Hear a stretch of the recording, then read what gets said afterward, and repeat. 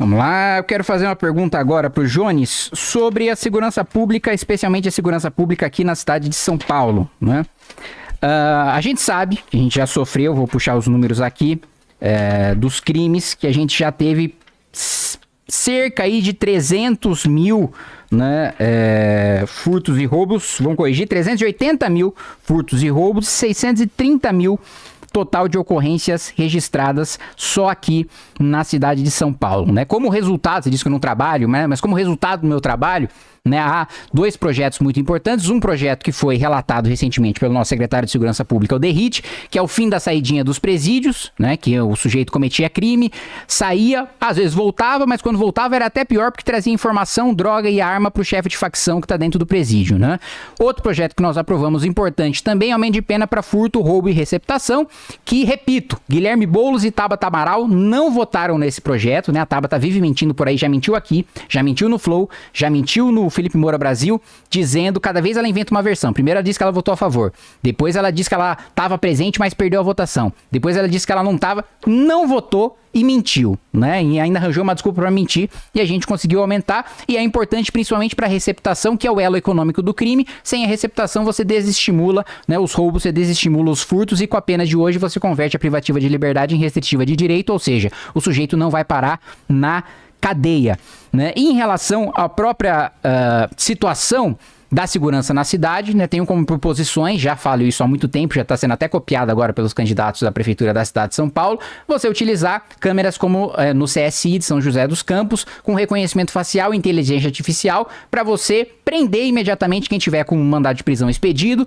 para você pegar pessoas que estão sendo procuradas pela Interpol. Então você conecta com o Córtex do Ministério da Justiça, você conecta com a Secretaria de Segurança Pública do Estado de São Paulo, sujeito que acabou de ser assaltado, você dá as características da pessoa, a inteligência artificial já identifica naquela região todas as pessoas com aquela característica, e com isso você conseguiu reduzir o número de crimes na cidade de São José em 70%, fora um programa também de iluminação pública 100% em LED, baseado no que foi feito em Nova York e também em Bogotá. Em Nova York a diminuição foi de 30% e em Bogotá a redução foi de 50%. Então eu quero saber do Jones, quais são as suas proposições para a segurança pública na cidade de São Paulo, que a gente vive uma epidemia de crime.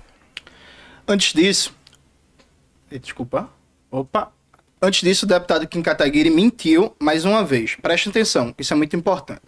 O piso da enfermagem foi aprovado e depois se aprovou um fundo para garantir ajuda aos estados e municípios para cumprir o piso da enfermagem. Com o piso dos agentes comunitários de combate e agentes comunitários de saúde de combate à endemia, poderia ter feito o mesmo. O deputado Kim Kataguiri não se mexeu, não propôs, não movimentou a bancada dele, nem o partido dele. Ele só votou contra e agora quis dar uma lacrada. Você não entende processo legislativo. O piso da enfermagem, aprovou-se o piso, houve contendas, batalhas judiciais, empresariado, Associação Brasileira de Municípios e por aí vai. Foi lá, se aprovou um fundo para garantir o pagamento do piso da enfermagem. Poderia ter feito a mesma coisa com agentes comunitários de saúde, que, lembrando, um piso de 2 salários mínimos só, e o deputado nada fez. Dito isso, veja, deputado, você faz muito populismo penal, né? Aumento de pena para isso, aumento de pena para aquilo e por aí vai. Como eu já mostrei, quando foi na hora de aumentar responsabilidade penal para ricos, como no caso de rompimento de barragens por omissão, você votou contra. E aí você já vai pegando o perfil, né? Aí vou aumentar a pena para crimes de roubos e furtos. A questão é, você que tá ouvindo a gente, que sai de casa, que tem seu celular roubado, você tem todo o direito de ficar puto, de ficar indignado, de achar que isso é inaceitável, porque ninguém gosta disso. Ninguém acha normal você trabalhar, você ter o seu corre para conseguir comprar seu celular e seu celular ser assaltado. Mas vamos lá, aumentar a pena reduz o crime? Porque, para além da raiva, vamos para a racionalidade. Você quer que reduza o número de furtos. Em São Paulo, 1 a cada 3 paulistanos já teve o celular roubado, e esse número é mais ou menos o mesmo em várias capitais do Brasil. O que é que reduz o crime de celular? E aí vou dar um exemplo para vocês. O Piauí, ele adotou uma política bem básica.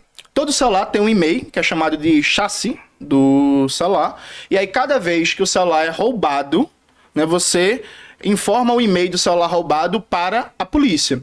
A polícia faz uma espécie de blitz e aí para o cidadão e aí você digita lá asterisco jogo da velha 06 jogo da velha, aí aparece o e-mail na tela do celular, a polícia escaneia, descobre na hora se o celular é roubado ou não e com os dados fornecidos pelas operadoras de todos os e-mails de celulares roubados, a polícia começou a fazer envio em massa para as pessoas que estão com celulares roubados. Às vezes a pessoa até não sabe.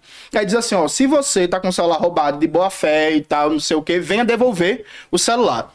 Medida bem simples. Vale dizer, Vilela, que no Piauí foi preciso decisão judicial, porque as empresas não queriam entregar o e-mail dos celulares roubados. Já a gente vai explicar por quê. Resultado prático disso. Nos primeiros meses da operação, a polícia conseguiu recuperar mais de 6 mil celulares e devolver para as pessoas.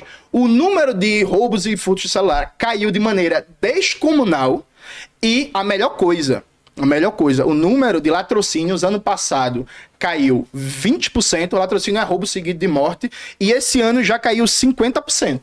Então veja, não mudou a lei, não mudou o número de penas, foi uma medida inteligente que quebrou a cadeia do crime de roubo de celular no Piauí, sabe? E reduziu o número de latrocínio, ou seja, salvou vidas. E aí poderia isso ser estendido para o Brasil inteiro, mas as operadoras, elas não querem entregar o e-mail. Foi preciso, repito, decisão judicial. E aí, sabe por quê, Vilela? O roubo de celulares no Brasil cresceu 15% ano passado. Vamos lá. Cada vez que o celular é roubado e que você não tem perspectiva de recuperar, isso é o quê? Mercado consumidor para um celular novo. É muito simples. Todas as operadoras de telefone, em contato direto com a Anatel, a agência reguladora, criaram um protocolo cada vez que um celular for roubado. Você comunica a operadora comunica diretamente à Anatel, que distribui esses dados pela polícia do Brasil inteiro, e você faz um esquema de operação como essa no Piauí. Em Teresina, para ser mais preciso, mais de 60 lojas de receptação de celular roubados foram fechadas, né? Uma loja só tinha 1,4 milhões em mercadoria roubada e a polícia vai lá junto com a Receita Federal. Esse modelo, por exemplo, é muito mais eficiente para reduzir o roubo de celular e a criminalidade de furto e roubo do que fazer populismozinho penal. Aumentei a pena, e aí o bandido sabe? O bandido tá lendo o Código Penal, ele sabe, eita, porra, agora aumentou 4 anos a pena. Eu ia roubar, mas agora que aumentou a pena, eu não vou roubar mais não, porque ele tá lendo o Código Penal. Isso é demagogiazinha de quem não tem proposta. Réplica de 3 minutos, Kim. Vamos lá, primeiro, olha, você claramente nunca visitou um presídio, nunca conversou com um presidiário. Se tem uma pessoa que conhece bem o Código Penal e o Código de Processo Penal, e que inclusive redige habeas corpus do próprio presídio, é o criminoso. Eles entendem bastante de direito, eles acompanham bastante a legislação penal, eles muitas vezes discutem inclusive com os advogados de defesa, mas aí um dado da realidade que você ignora.